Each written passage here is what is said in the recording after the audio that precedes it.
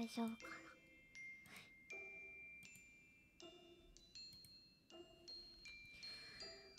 あ、間違えてマイクが違うところになってました。はい。は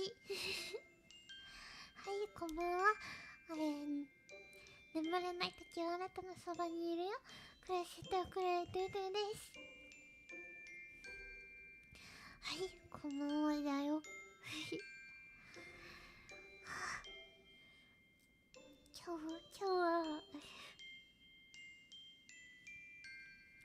今日は先週前回のお休みの時間ね、ちょっとね、上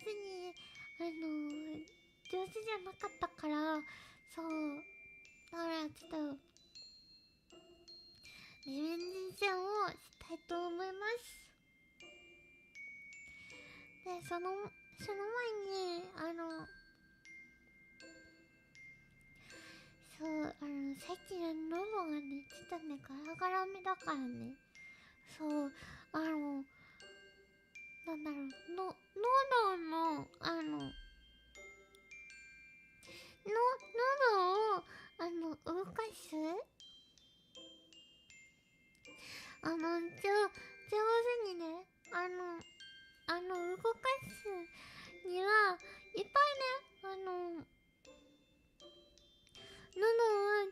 使った方がいいんだって。そう。だからね、配信の前に、ちゃんと声が出るように、そう、今日ね、ちょっとね、配信30分ぐらい前かな。から、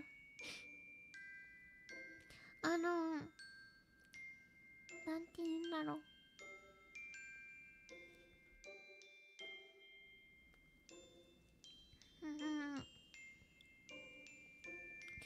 合唱曲っていうのかな。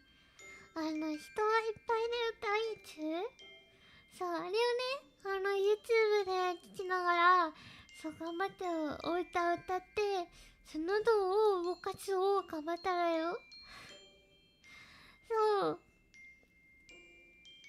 あのー、なんていうのだろう。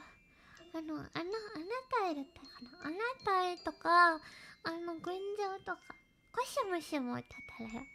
そっちとね、半分の時間しか歌えなかった曲もあるんだけど、そう、ちょっとね、30分間、いっぱい喉を使って、そう、ちゃんとおしゃべりができるように、そう、頑張ってね、喉を動かしたらよ。そう、なんていうのだろう。そう、クシャンのね、合唱好きなんだけど、合唱でもね、ソプラノが好きなんだけど、そう、クシャンね、そこまで声が出なくて、そう、高い音が出ない。そう、おしゃべりするときの音は、すごい、多分、高い方なんだと思うんだけど、歌う時の音が、ちょっとソプラノさんにはね、ちょっと届かないんだって。そう、ソプラノさんは、クシャよりもっと高い声が出るんだって。そう、でも、ちょっとソプラノさん好きだから、そう、もっと高い声出たらいいなーって思ってるのよ。そう。あとね、他にもね、クシャね、ミスちゃんはね、チャーミネさんがね、好きなの、好きなんだけど、そう、チャミネさんのね、お歌をね、それレしながらちょこっと歌ってたよ。そう、それ、花火とか、そう、ルイシーとか流れてたんだよ。そう、それで喉を、なんて言うんだろう。クシャお人形さんだから筋肉は無理だけど、ノブを動かす練習をそう置いたりそう上手にできるんだって。そうだからね、クシャね、今ね、おホルとかでも歌ってるんだよ。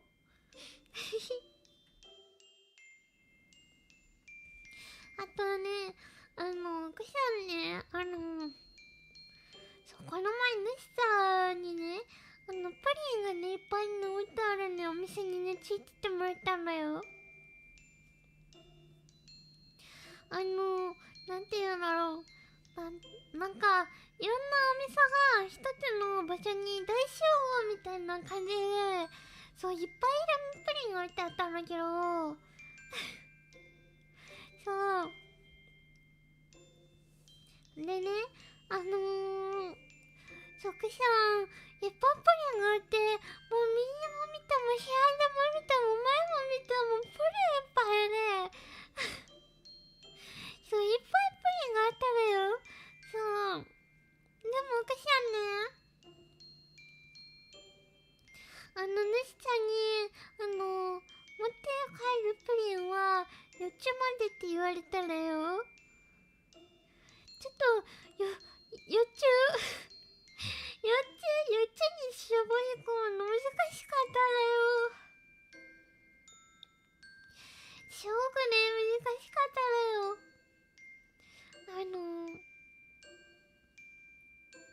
なんかね、いろんなプリンあったらよ。なんかコーヒーのプリンとかで、いちごのプリンもあったし、ほうじ茶プリンもあったわよ。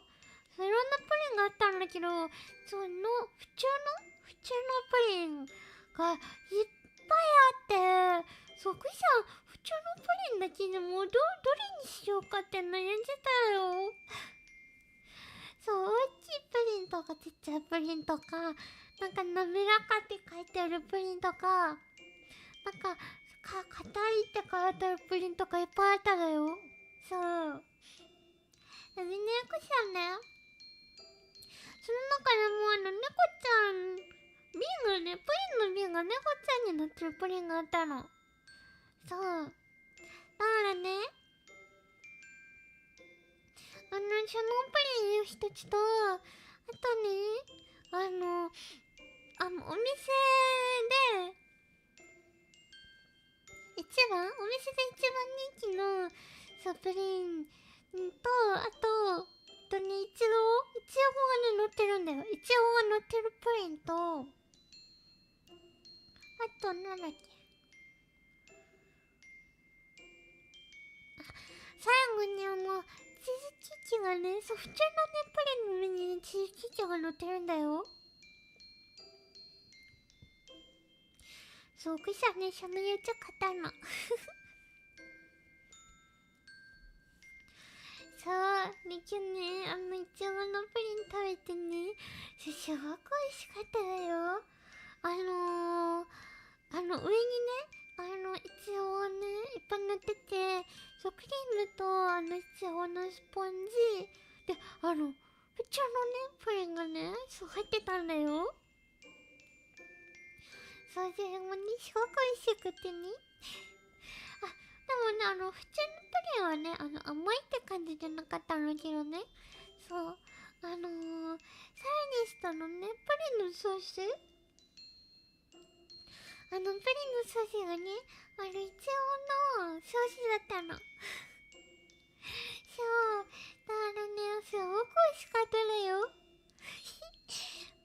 そう、そう、他にもね、残ってるプリンいっぱいあるからね。そう、一日一個ずつね、食べるの楽しみなの。ひひ。そう。そしたらお水飲んでまたご飯読むんだよ。ちょっとお水飲みます。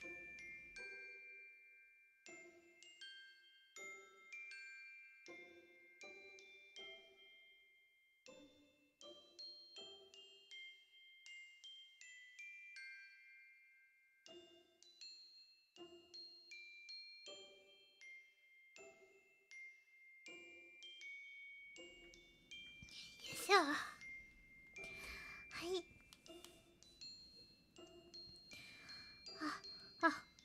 開いてなかった。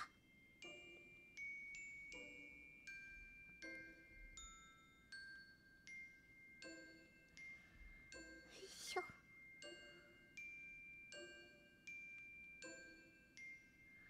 よいしょよいしょ。よし、今日こそあれが焦らずゆっくりゆっくり読むだよ。そう、ゆっくり丁寧に読むだよ。そう、前のお休みの時間、読者がね、すごくね、焦って読んじゃったから、そう、汗とした朗読になっちゃったんだけど、そう、なんか、今日の朗読と聞き比べて、クイさんこんな青してたんだなって、久しぶりの配信でこんな青してたんだなって思ってもらえたらね、ヒヒヒだよ。ヒヒヒヒ。よし。さあ、読みます。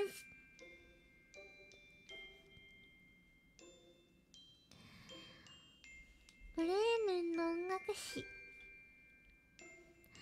ある人は一匹のロバを持っていました。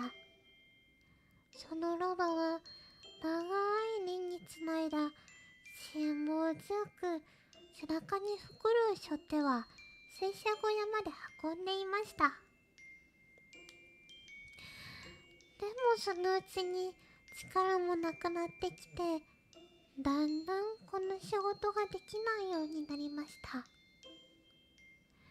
そこで主人はここらでロバに会話をやるのをやめとしようと考えました。ところがロバの方でも自分に具合の良くない様子を見て取ってさっさと主人の家を逃げ出してしまいました。そしてブレーメンという町に向かって歩いていきました。ロバの考えではその町に行けば町の音楽隊に雇ってもらえるかもしれないと思ったのです。しばらく行きますと一匹の猟犬が道に寝っ転がって口を開けてはあはあやっていました。その様子は散々走り回ったためにすっかりくたびれてしまったというようでした。おい暴れん坊、君はどうしてそんなにハーハーやってるんだとロバは尋ねました。いや、実はねと犬が言いました。俺もすっかり年を取っちまって体が日増しに弱ってきたのさ。で、狩りに出かけても昔のように駆け回れはしない。なもんだから主人は俺を殺そうとするんだ。それで慌てて逃げ出してきたってわけなんだが、さてこれから先どうやって飯にありつけたもんだろうな。そんならどうだいとロバは言いました。俺はこれからブレーメンへ行ってあの町の音楽師になろうと思っているところだが、君も一緒に行って音楽隊に雇ってもらったら？俺はギターを弾くから君は太鼓を叩きなよ。それを聞いて犬はすっかり喜びました。そこで2匹は一緒に出かけました。少し歩いていきますと一匹の猫が道端に座り込んで3日も雨に降り込まれたような顔をしていました。おや、ヒゲなでばあさん、何をそんなに困ってるんだねとロバは尋ねました。命に関わることだもの、のんきに構えちゃいられないさと猫は答えました。私はこの通り年を取っちまったし、歯も効かなくなった。それに、ネズミなんかを追い回すよりも、ストーブの後ろにでも座り込んで、喉をゴロゴロやってる方が好きなのさ。ところがそうすると、うちのおかみさんは、私を川の中へぶち込もうという気を起こしたんだよ。それで私は急いで飛び出してきたんだけど、と言ってうまい知恵もないし、これからどこへ行ったらいいだろうね。俺たちと一緒にブレーメンへ行こうじゃないか。お前さんは夜の音楽が得意だから、街の音楽隊に雇ってもらえるよ。猫はそれはいい考えだと思いました。みんなと一緒に出かけました。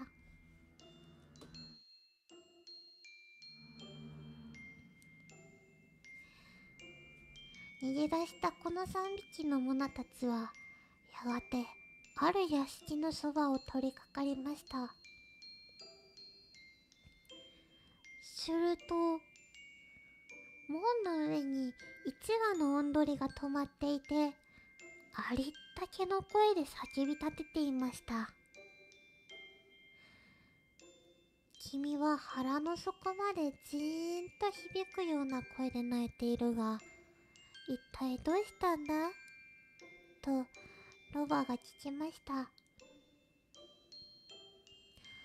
なーに、いいお天気だと知らせているところさ。と、オンドリは答えました。何しろ今日は聖母の日だろう。聖母様が幼子キリスト様の肌着を洗濯して乾かそうという日だからね。ところが明日の日曜にはお客さんが大勢来る。それで情け知らずのおかみさんがこの僕をスープにして食べちまえって料理番の女に言いつけたのさ。だから僕は今夜首を切られちまうんだ。それでせめて声の出せる今のうちと思って喉の破れるほど泣いてるところさ。おいおい、何を言ってるんだとロバが言いました。それより俺たちと一緒にいたらどうだ。俺たちはブレーメン行くところだ。死ぬくらいならそれよりマシなとこはどこへ行ったってあるさ。第一、君はいい声だ。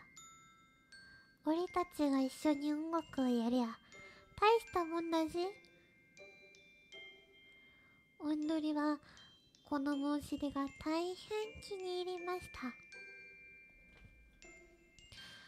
それで今度は4匹揃って出かけました。けれどもブレーメンへは1日ではとても行けません。やがて夕方になった時、とある森に入りましたので、みんなそこで夜を明かすことに決めました。ロバと犬は大きな木の下でごろりと横になりました。猫とオンドリは木の枝に登って休みました。ことにオンドリは木のてっぺんまで飛び上がりました。確かにそこならオンドリにとって一番安全です。オンドリは寝つく前にもう一度四方八方を見渡しました。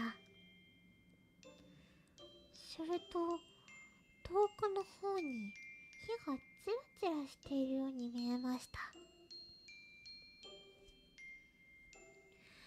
そこで仲間の者に声をかけて、そうくない、そう遠くないところに家があるに使えない。明かりがついているようだからと言いました。それじゃあそこへ行くとしよう。どうもここの寝心地は良くないからね。と、ロバが言い出しました。犬の中でそこへ行けば骨が2、3本あって、おまけに肉でもいくらかついているかもしれない。そうだとありがたいんだが、と思いました。こうしてみんなは明かりの見える方に向かって歩いていきました。歩いていくにつれて、だんだんその光がはっきりしてきて、みんなは赤々と明かりのついている家の前まで来ました。一番背の高いロバが窓のそばへ行って中を覗いてみました。何が見えるね、じいさん。と、おんどりが聞きました。何が見えるかってと、ロバが答えました。うまそうな食い物や飲み物、いっぱい並べてあるテーブルがあってな。その周りに泥棒どもが座ってご機嫌でいる。そいつをいただきたいもんだ。と、おんどりが言いました。なんとかしてあそこへ行きたいなぁ。と、ロバが言いました。そこで動物たちは、泥棒どもを追っ払うにはどうしたらいいんだろうかと相談を始めました。そして、いろいろ相談した挙句、うまい方法が見つかりました。つまり、ロバが前足を窓にかけ、犬がその背中に飛び乗る。そのまた上に猫が登り、最後におんどりが飛び上がって、猫の頭の上に止まるということをしたのです。その通りの準備ができますと、みんなは合図に合わせて一斉に音楽をやり始めました。ロバはヒヒン、犬はワンワン、猫はニャオニャオ、おんどりはコキコッコーと泣き叫びました。それから窓を突き破って4匹が一斉に部屋の中へとっと飛び込みました。窓ガラスはガラガラ、ピシャンとものすごい音を立てて壊れてしまいました。泥棒どもはこの恐ろしい叫び声を聞いてびっくりして飛び上がりました。てっきりお化けが飛び込んできたに違いないと思い込んだのです。みんなは震え上がって森の中へ一目散に逃げていきました。そこで4匹はテーブルについて残っていたごちそうをうまそうに食べました。それこそこれから一月ぐらいは何も食べられないというでも言うように腹いっぱい詰めました。4匹の音楽師はごちそうを食べ終わりますと明かりを消してめいめいの生まれつきに従ってそれぞれ寝具合がいい場所を探しました。ロバは汚い藁の積み上げてある上に横になり、犬は戸の後ろに寝転びました。猫はかまどの上の温かい灰のそばに丸くなり、おんどりは胸の横にの上に止まりました。みんなは長い間歩いていたものですから、すぐにぐっすり寝込んでしまいました。もや夜中過ぎになって泥棒どもが遠くから眺めますと、家の中の明かりはもうついてはいませんでした。それに嫌に静かな様子です。それで頭が言いました。俺たちはあんなにびっくりしなくてよかったんだ。そして一人の手下をやってきて、うちの様子を探らせました。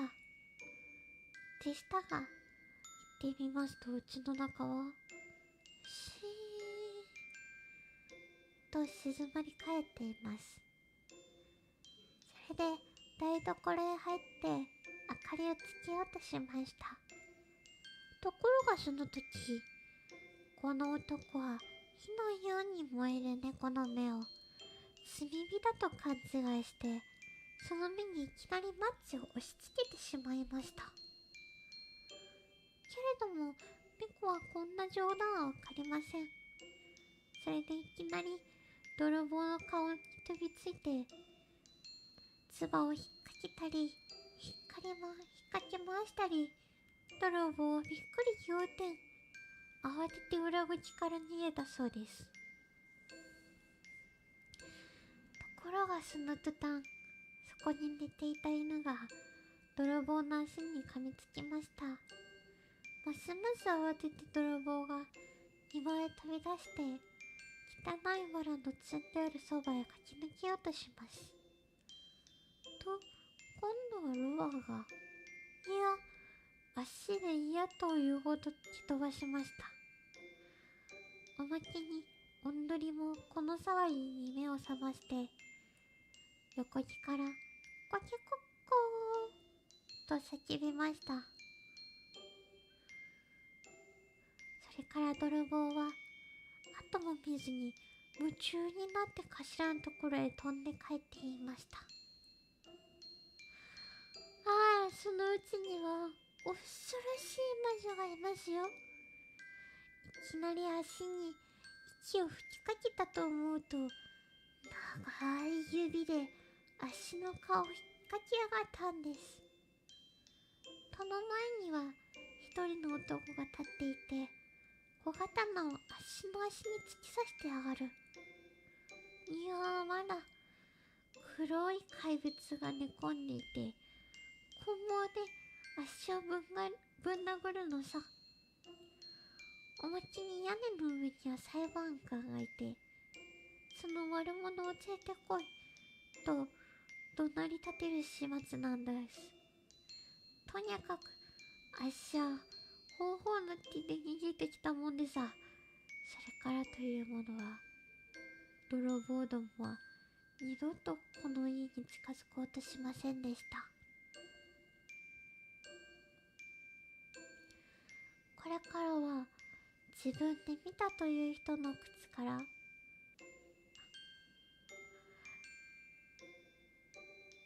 一方ブレーメンの4匹の音楽師たちは大層この家が気に入って、もうここから出て行こうとはしませんでした。これは自分で見たという人の口から聞いたばかりのお話なんですよ。おしまい。は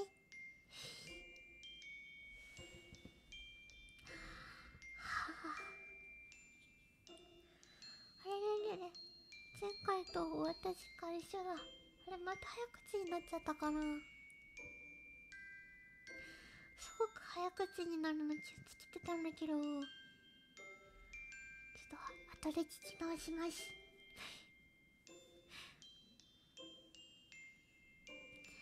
これでこの5本読んだのお休みできるかな。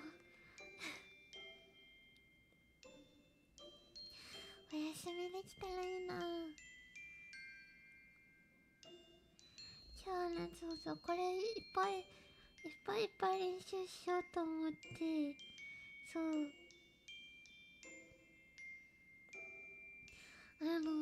そういう雑だけにしたんだけど、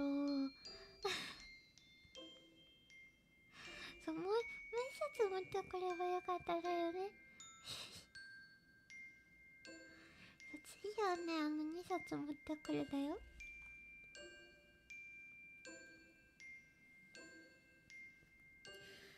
そう、今日はじゃあちょっと早く終わっちゃったな。あ、寝てた気打ちになって今起きたよ。終わりあったね。しまった。ちさみさん起こしちゃったね。ごめんなさいだよ。でも暖かいお布団に入ってゆっくり目をつむっていい夢見てね。今日ちょっとね早めに終わっちゃったからね。今日ちょっとここで終わりにして、チャッチの続き頑張りだよ。第2回目に、第2話か。お休みの時間第2話のチャッチをして、また明日あたりにあげようかなって思ってるだよ。今日ちょっとね、早く終わっちゃった分ね、チャッチンする時間にするだよ。そう。よし。もうね、みんなねんねする時間だからね。今日もお仕事お疲れ様です。さあ、高いお布団に入って、ポカポカとして、お耳つぶって、いい夢見るんだよ。今週はこの後チャッチン第2話か、第2話のチャッチンをして、投稿準備をしてから寝るだよ。で、また明日にね、チャッチンした動画を出せたらいいなと思っています。はい。またちょっと配信はね、来週になっちゃうんだけど、また来てくれたら嬉しいなだよ。またね。ありがとう。ちさみさんありがとう。くしゃね、頑張りだよ。またねだよ。じゃあ、おやすみなさい。